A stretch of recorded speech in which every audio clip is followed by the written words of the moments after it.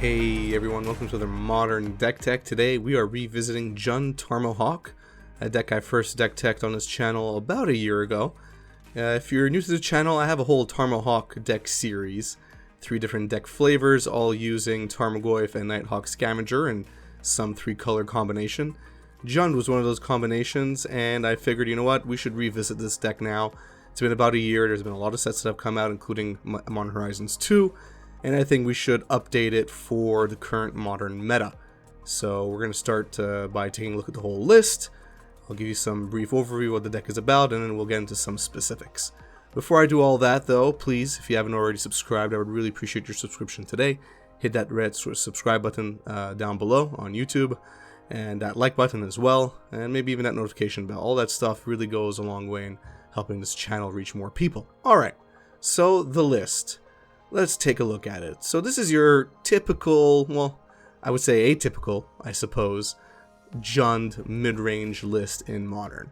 It's a spin on Jund, it's using Jund colors, a very familiar Jund removal and discard suite, but the creature package is a bit different. In particular, we're playing Nighthawk Scavenger and Thieves Guild Enforcer, which is something you don't often see. You don't see Huntmaster of the Fells anymore either, but I always contend that Huntmaster of the Fells always has a spot somewhere in the meta, and it actually plays really well here as a 2-of, and giving you a bit of late game grinding ability. Plays just, if you're new to this channel, the going average for win rates once Huntmaster hits the battlefield is 2 turns, and I have all that proof in matches, so it's all there. Once Huntmaster lands, if they don't kill it, you're winning in 2 turns. That's the average. So apart from that, the deck just plays like your typical Jund mid-range deck. I mean, you're not going to be running into anything crazy here. It's very fun to play. It's competitive. I've tested a lot with it with this new iteration, and it fared very well against a lot of the decks in the meta. And I think you should give it a shot if you have a lot of these cards. I don't think it's too much to get the cards that you're missing, like Nighthawk Scavenger, which most of you won't have. And yeah, give it a shot for yourselves. So what about the synergies? Why are we even playing this? Well, the main reason really is Nighthawk Scavenger and Tarmogoyf.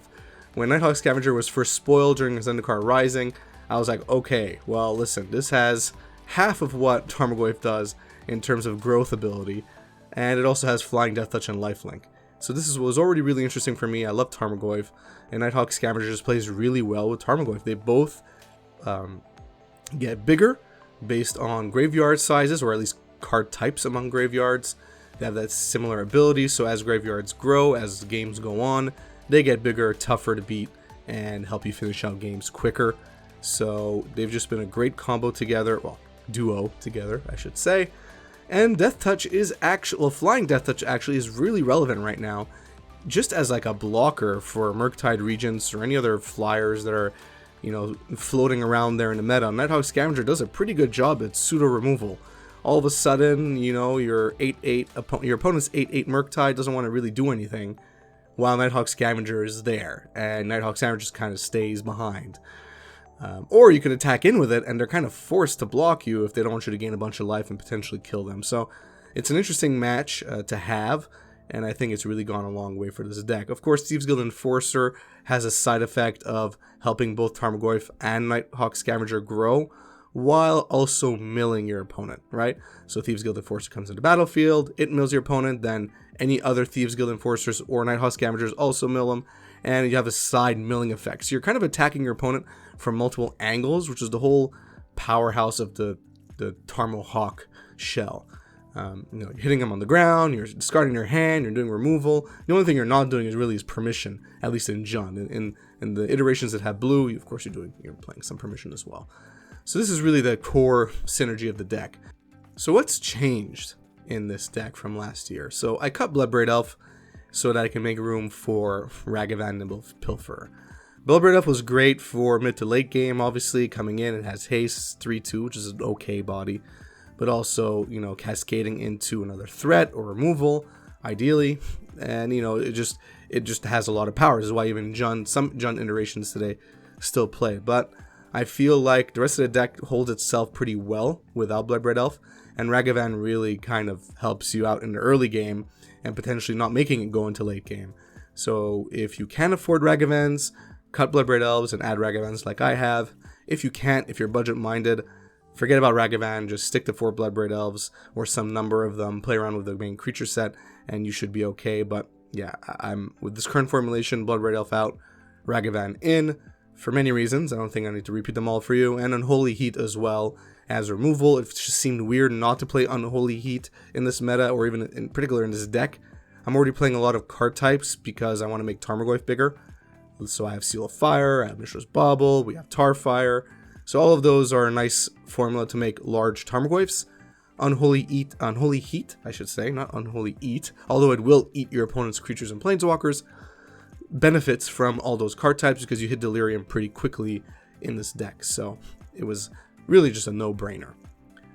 The matchups. So, as you can see on your screen, I kind of made it really easy for you how this deck fares against different types of decks in the meta. For combo decks, I think it's pretty even. It's 50-50. You have a lot of play against them. You have discard, you have removal based on, depending on the type of combo you're playing against. And you also have a lot of tools in your sideboard to kind of deal with them. But you're not necessarily favored or unfavored. I think it's really just a 50-50 split down the line.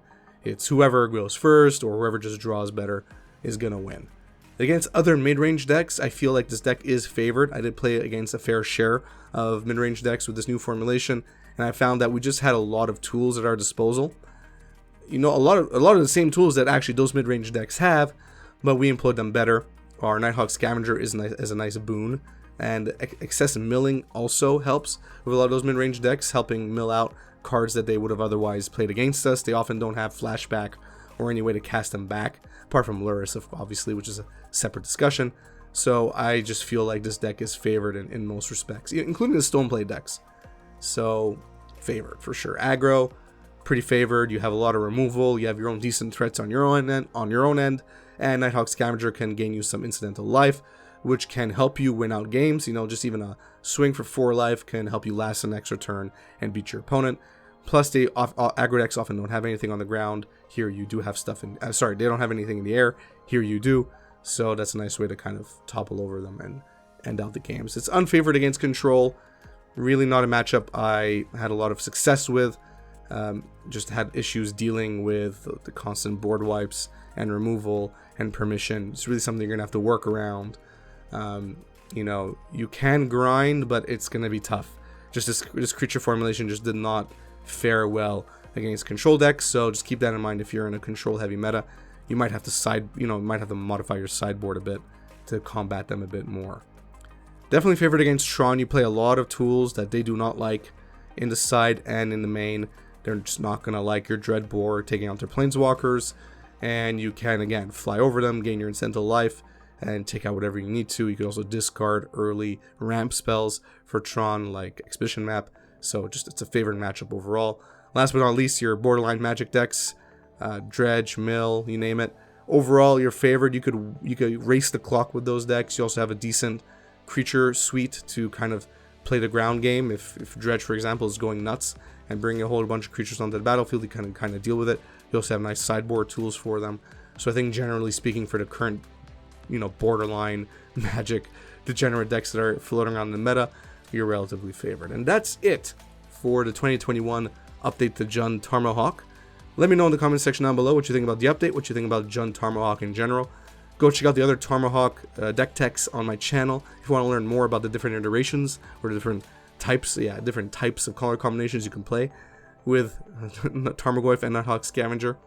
I'll put a link in the description for the original Nighthawk deck tech so you can kind of see what it was originally about a year ago. Don't forget, I have 3 matches going up today. They're going to be going up very soon, so you'll be able to see gameplay of this deck in the current meta and get a better feel of how it feels and how it goes. And yeah, I would just love to hear more commentary from you. Thanks for watching. If you enjoyed this video, please give it a thumbs up. If you enjoy my content in general, please subscribe and hit that notification bell. It really goes a long way. It helps me out a lot. If you want to become a member here on YouTube, hit that join button, which should be in and around that subscribe button. Check out the different membership tiers and the different perks you get at each tier.